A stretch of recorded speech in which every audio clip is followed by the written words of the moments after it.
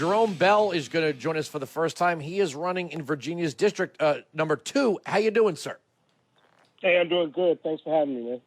All right. Well, here, like I just gonna say, the way I do these interviews is I go to the candidate's website. We run down the list of issues that they themselves list, and yours couldn't be more clear if you tried. This is about as good as it gets for an issues link on a website. So thanks for making that easy on me. First one, America first. Congress should make one move that doesn't put America's interests above the interests of the rest of the world, whether it's sending our military men and women to fight wars around the globe or sending them foreign aid to terror-friendly nations. Congress has failed to put America first. I could not agree more, sir.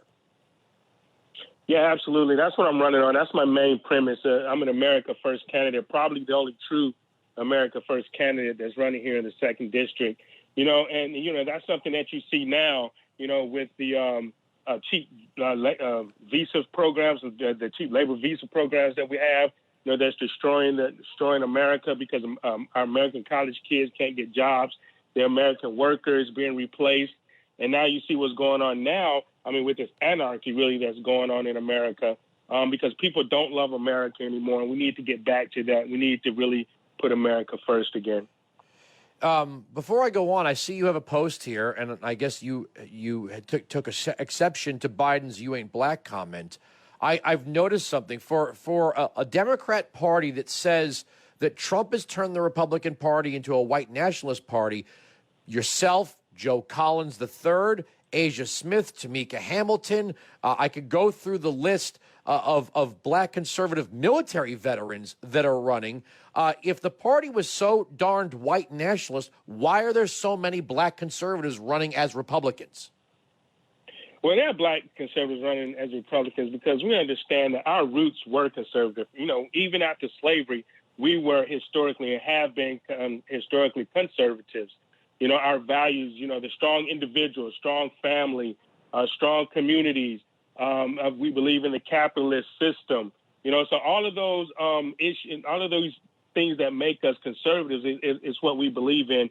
And that Joe Biden thing, man, I don't understand why people weren't rioting after that comment, because that just showed people what us conservatives have been talking about forever, is that the Democratic Party really honestly think that they own our votes and by extension own us, and that thing that Joe Biden said, and the DNC and our black leadership has been silent on that, and that's very upsetting to me. Let me ask you something. This next section, was this added before or after the current situation? You write, law and order, back the blue. I served in the Navy. We understand law and order. Violent leftists are targeting law enforcement officers, destroying property, and threatening American safety. They have no place in society, should be apprehended and tried as domestic terrorists. Is that something you added recently, or has that always been there? No, that has always been there. That has always been one of my primary issues on my website. That website went up back in January when we announced, when I announced that I was running. So no, that's always been there because I have seen the extremism. I can see things, because I say, okay, I'm not programmed. The people that are deprogrammed can see this stuff. Antifa and unfortunately Black Lives Matter and these other groups are nothing but, when I say really Nazi groups, they're anarchists. They are like communist groups almost, and their goal is to really subvert the rule of law and try to take over other United States. But I have seen this over and over again, and I'm finally glad that President Trump has said that Antifa is now a terrorist organization, because they have been, and they should have been taken care of and should have been stamped out a long time ago. JeromeBellForCongress.com is the website, JeromeBellForCongress.com. He's running in Virginia's 2nd. That's Virginia Beach, right? That's Navytown, USA. Navytown, USA, all of the Eastern Shore up to Maryland, far back to Virginia Beach, North Carolina. And I have Williamsburg City, York County, and parts of Norfolk, Hampton, and Newport News. So you're also running as a neighbor of Jeffrey Dove, who's running in Virginia's 10th, I believe, Kimberly Klasick. There's so many amazing conservatives running this year, and it's so very exciting. Next section, you have it right here, border wall. Unlike many Republicans who run and hide when it's time to fight, I will stand with President Trump in his effort to fund and build the border wall. Amen. You're 100% right about that. Republicans campaign one way and govern the other in many cases. Yeah, absolutely. And that's what my opponent did, Scott Taylor, when he was there in 2016. He supposedly had supported President Trump. He didn't support President Trump at all because he didn't go and back the wall. They never funded the wall. People forget in 2016, when my opponent was there, we had a supermajority until 2018. They could have funded the wall. They could have took care of Obamacare. They could have took care of DACA. But my opponent was for all of that. He was for DACA. He was for amnesty. He didn't go to Paul Ryan or bring Paul Ryan on the carpet about funding the wall. So they never funded the wall. So these are the things that I'm going to do when I get to D.C. because I'm going to stand next to President Trump and we're going to finish what should have been done in 2016. I'm going to try. If we don't get through all of these, we'll have you back because your website, I got to be honest, I mean, there are some candidates that we've had. I've really enjoyed interviewing them, very light on the details on their websites. I think every candidate should have a website like yours here.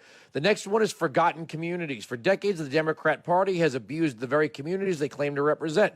They've worked hard to keep minorities and the poor dependent on the government and neglected the needs of blacks and the poor and have worked to keep them down in order to use them as pawns to protect their own political power.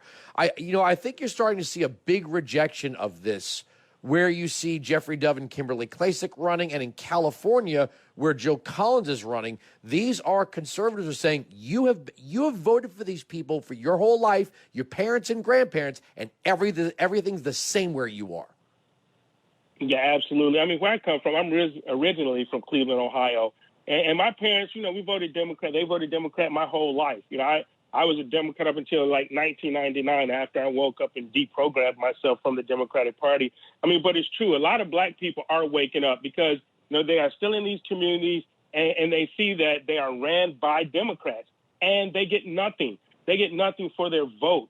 All they get is more, I guess, welfare, more socialism, some, handout programs, things like that. But they really don't get what they need from the Democratic Party. The Democratic Party don't speak for us anymore. They left us. They left black people a long time ago. And, I don't even know if they really were ever for us. Coming up through history, we really didn't start voting for the Democratic Party until like 1964. So, I mean, and since then, that has been the downtrodden of the black family in the black communities. The fathers were removed out of the home, for government handouts and things like that. So I don't think the Democratic Party was ever for us. And I'm very happy that more conservative black people are waking up to the fact and coming over to my new conservative movement, and that's where it needs to be. You know what? We are probably going to run out of time, so I'll have to pick this up. We'll do a part 2. Gun rights is the longest, by the way, everyone listening. No, we're not done yet. We got a few minutes. Gun rights is the longest section that you've got here.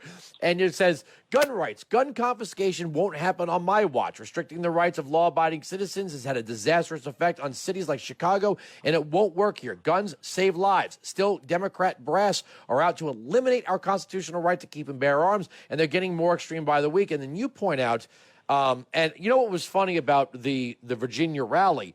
One of my favorite things that you get from mostly white liberals is that if black men showed up with guns, white people would start talking about gun control. And yet there was this huge crowd, people carrying guns, more interested in what one another. How do you set up that AR? That's a really nice 1911. Like, it was the most peaceful, diverse crowd of people checking each other's stuff out that you've ever seen. Not a shot fired by accident at all. Yet your governor was photographed in a Klan hood. Yeah, absolutely. We call them BlackFace Klan robes around here. That's my name for them. And also King Northam. Yeah, I was at that lobby day, and I was there, and I spoke to militia groups from Michigan, militia groups from Virginia, militia groups from Florida. I mean, they were there all over. I mean, these were black people, white people. These were females were there. It was the most awesome day. I mean, that place right there was truly the safest place in America that you could have been on January 20th that day. I mean, and it was just a show of force, that we will not comply with any gun restriction laws. I mean, I'll just say that. You can probably place all the laws on the books that you want to, but we will not comply because we understand that shall not be infringed is in the Constitution for a reason, and it means something to us, and it should mean something to all Americans. And as you see with these riots, across the country, people that had their guns, people that had the AR-15s, they actually prevented damage and prevented looting in some stores, in some Black-owned businesses in some areas across America, because they did have the right to guns, and that prevented that. And so I hope a lot of Americans saw that and understand why it is necessary for us to defend the Second Amendment right with everything we have, because if we lose the Second Amendment right, we have nothing left. I'm going to kind of have to go through a rapid fire here, and then we're going to have the top of the hour is going to kick in. So you have here legal immigration in sanctuary cities. You are for legal immigration, not illegal immigration, not the sanctuary cities, school and education out of the hands of the federal government, jobs, not mobs. The president grew the economy, sanctity of life. So you're pro-life, taxes in the economy, all of this. Look, sir, we're going to have you back because I'm not going to be able to get it out in the next 90 seconds or so. Right. But this is one of the strongest campaign websites that we've interviewed anyone with, because it's all here in clarity where you stand on all the issues. Are you running? Is it a primary you're running in, and how many people are in the primary? Yeah, I actually have a primary. I'm running against two other people. I'm running against two other basically GOP establishment guys, Scott Taylor, Rhino guy. I mean, but it's one thing about me, and when people go to my website and when they talk to me, there's one thing they'll know about me is that I'm not a fence rider. I will not be on the fence. I will come down on one side of the fence, but people will always know where Jarome Bell stands on every issue. They can ask me any questions, and they'll get an answer, and they won't get a politician answer. They'll get a definite answer for sure. All right, sir. Thank you so much for joining us. We will get you back. JaromeBellForCongress.com. Right, JaromeBellForCongress.com. Virginia's 2nd District. Thanks for joining us. This is what we need. Thanks for having me, man. Thank you, sir. This is what we need. New conservatives in the House of Representatives. We cannot do, as he said, and he's 100% right. We cannot go by the old playbook. Could not go by the old playbook. We gave Paul Ryan the House of Representatives, Mitch McConnell the Senate, and did they pass any spending cuts? No. Did they push back on the Democrat agenda? No. Did they build the border wall? No. We need real conservatives in the House of Representatives.